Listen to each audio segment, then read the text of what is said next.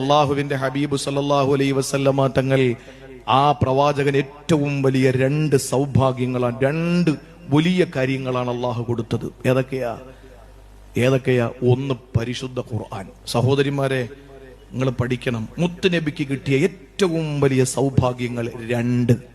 ഒന്ന് പരിശുദ്ധ ഖുർആൻ, രണ്ട് ഒരാൾക്കും ചെന്നെത്താൻ കഴിയാത്ത സപ്തവാനങ്ങൾ താണ്ടി സിദ്റത്തുൽ മുന്തഹ എന്ന 8ാമത്തെ മേറാജ് കഴിഞ്ഞ് മഖാമു സ്വരീഫുൽ അഖ്ലാം എന്ന 9ാമത്തെ മേറാജ് കഴിഞ്ഞിട്ട് ദനുവും മുനാജാത്തും എന്ന 10ാമത്തെ മേറാജിലെത്തി അള്ളാഹു എങ്ങനാണോ അങ്ങനെ കണ്ടിട്ട് അതേ പാതിരാത്രിയുടെ നിശബ്ദതയിൽ കിഴക്കൻ ചക്രവാളത്തിൽ അരുണന്റെ കിരണങ്ങൾ ഉദയം ചെയ്യുന്നതിന് മുമ്പ് പരിശുദ്ധ മക്കയിലേക്ക് തിരിച്ചെത്തിയ മഹാനായ പ്രവാചകൻ സല്ലല്ലാഹു അലൈഹി വസല്ലമ തങ്ങൾക്ക് അല്ലാഹു കൊടുത്ത സൗഭാഗ്യമാണ് വാനാരോഹണവും നിശാപ്രയാണവും.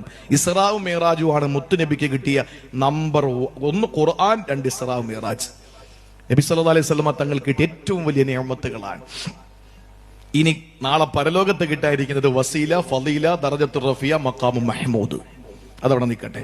എല്ലാം കൂടെ കാട് പോലെ ആയാൽ നമ്മുടെ നാട് പോലെ ആകാം. കാരണം ഇത് മലയോര പ്രദേശമാണ്. കാട്ടി കയറിയ പിന്നെ ഇറങ്ങാൻ വലിയ പാടാ.